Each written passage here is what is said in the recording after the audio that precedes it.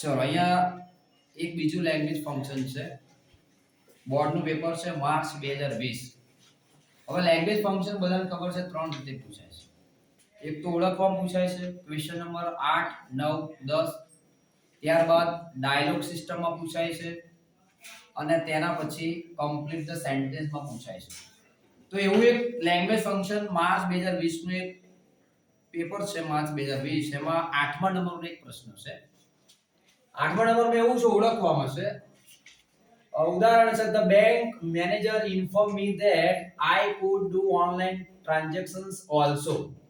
તો 8, 9, 10 જે પ્રશ્ન ક્રમાંક છે એની અંદર ઓળખવામાં પૂછાય છે કોઈ પણ લેંગ્વેજ ફંક્શન. તો અહીંયા ટોટલ 3 લેંગ્વેજ ફંક્શન છે એમાંનું એક. તો જોતાની સાથે ખબર પડી જાય કે the bank manager informed me that. તો અહીંયા આગળ શીખવાડેલું છે આ ફંક્શન, પરંતુ અત્યારે આપણે બોર્ડના પેપરનું રિવિઝન કરી રહ્યા છે. તો આ ફંક્શન કોઈ કહી શકાય? Reporting event. કેવી રીતના ખબર પડે? તો કોઈ પણ વાક્યની અંદર ડાયરેક્ટ ઇનડાયરેક્ટ જે સ્પીચ આપણે ભણાઈ, ઇનડાયરેક્ટ સ્પીચ, તેની અંદર રિપોર્ટિંગ ઇવેન્ટ એટલે કે આ બંને સેમ છે. આ ફંક્શનમાં પૂછાય અને ડાયરેક્ટ ઇનડાયરેક્ટમાં પણ પૂછાય.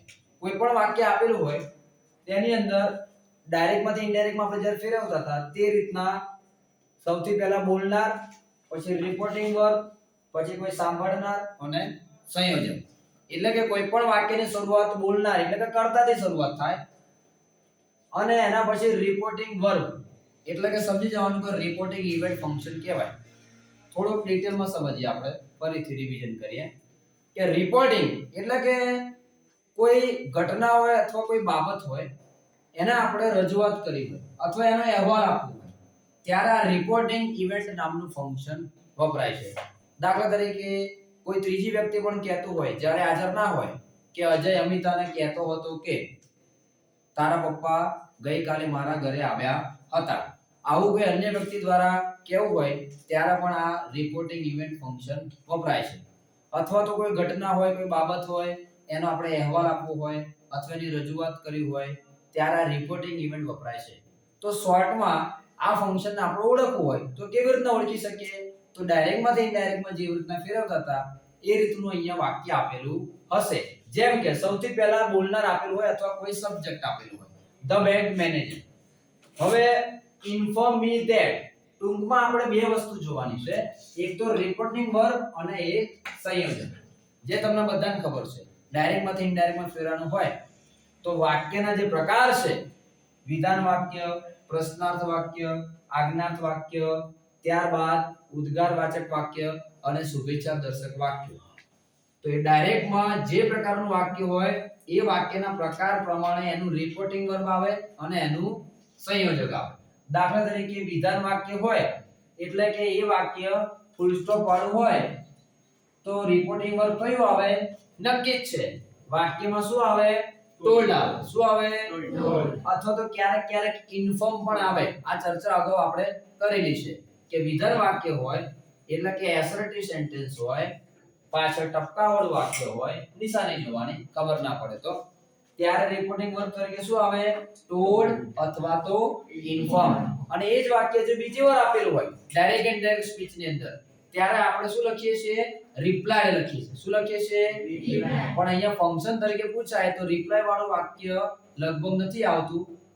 ટોલ્ડ અને ઇન્ફોર્મ વાળું વાક્ય આવે છે વિધાન વાક્ય હોય તો. તો રિપોર્ટિંગ વર્બ તરીકે ઇન્ફોર્મ અથવા તો ટોલ્ડ વાક્યમાં જોવાનું.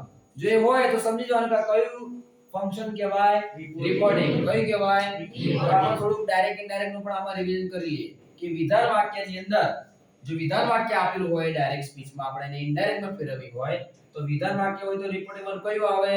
ટોલ્ડ અથવા તો ઇન્ફોર્મ. અને સંયોજક તરીકે that. એ રીતના જો અહીંયા પ્રશ્નાર્થ વાક્ય કોઈ આપેલું હોય, ક્વેશ્ચન માર્ક, બરાબર છે, પ્રશ્નાર્થ વાક્ય કોઈ આપેલું હોય એટલે કે ઇન્ટ્રોગેટિવ સેન્ટેન્સ આપેલું હોય ત્યારે રિપોર્ટિંગ વર્બ તરીકે કયું આવે? આસ્ક. કયું આવે? એટલે કે જો લેંગ્વેજ ફંક્શન તરીકે પૂછાય તો વાક્યની અંદર અહીંયા ઇન્ફોર્મ ની જગ્યાએ શું આપેલું હશે? આસ્ક્ડ. શું આપેલું હશે? આસ્ક્ડ. અને સંયોજક તરીકે શું આપેલું હોય? તો નક્કી જ છે કે સંયોજક તરીકે જો WH વગરનો પ્રશ્ન હોય એટલે કે નોન WH હોય તો સંયોજક તરીકે if આવે. શું આવે? if અથવા whether, પણ 99% if વપરાય છે. પરીક્ષા અંદર if પૂછાય છે. ત્યારબાદ ws સંયોજક. જો એ વાક્ય પ્રશ્નાર્થ ws વાળું હોય, who, what, when, why, how many, how much, ઘણા બધા ws ક્વેશ્ચન છે, તો સંયોજક તરીકે ws નું wh આવે. તો લેંગ્વેજ ફંક્શનમાં પૂછાય તો માત્ર શું જોવાનું? બોલનાર, પછી તરત શું જોવાનું? આસ્કર. શું જોવાનું? આસ્કર. અને સંયોજક તરીકે શું આવે?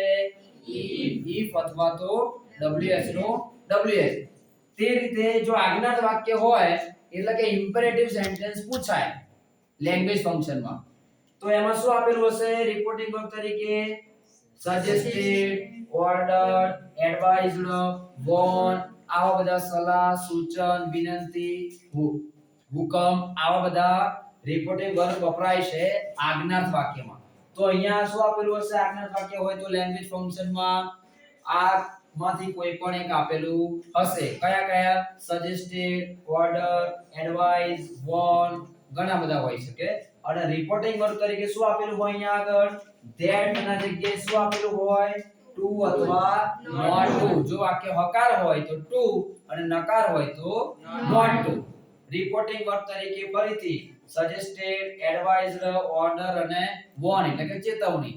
સંયોજક તરીકે શું વપરાય? ટુ અથવા નોટ ટુ.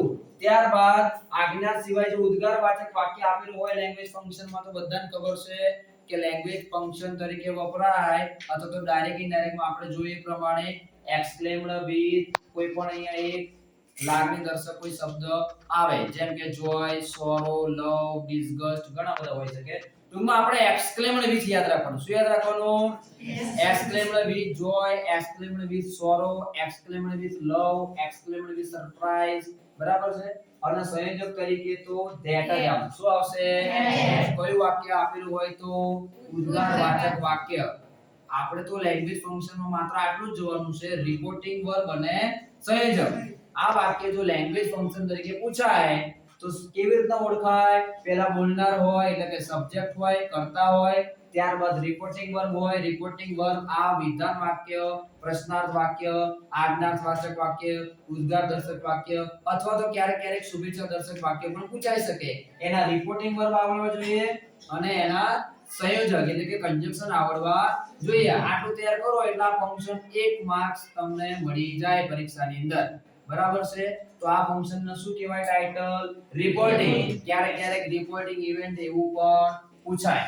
ખ્યાલ આવે છે કે નહીં? તો આ 1 માર્ક્સ નું લેંગ્વેજ ફંક્શન માં પૂછાય અને 4 માર્ક્સ નું શેમાં પૂછાય છે? ડાયરેક્ટ ઇનડાયરેક્ટ સ્પીચ એટલે કે રિપોર્ટેડ સ્પીચ માં પૂછાય છે. તો આ 2020 બોર્ડ નું પેપર છે. આવા ઘણા બધા બોર્ડના પેપરમાં આવા વાક્ય પૂછાયેલા છે. રિપોર્ટિંગ ના શેના? રિપોર્ટિંગ. પહેલી પરીક્ષામાં પણ આ વાક્ય પૂછાયું હતું. રિપોર્ટિંગ. રિપોર્ટિંગ માં એક જ વસ્તુ યાદ રાખવાની, વાક્યની શરૂઆત સબ્જેક્ટ એટલે કે બોલનારથી થાય અને બે જગ્યાએ આપણે જોવાનું છે રિપોર્ટિંગ વર્બ અને સંયોજક. સાંભળનાર એના પહેલા રિપોર્ટિંગ વર્બ અને સાંભળનાર પછી સંયોજક. ચલો આ કયું ફંક્શન કહેવાય? Reporting event. બરાબર છે? ચલો આવડી ગયું? Okay, thank you.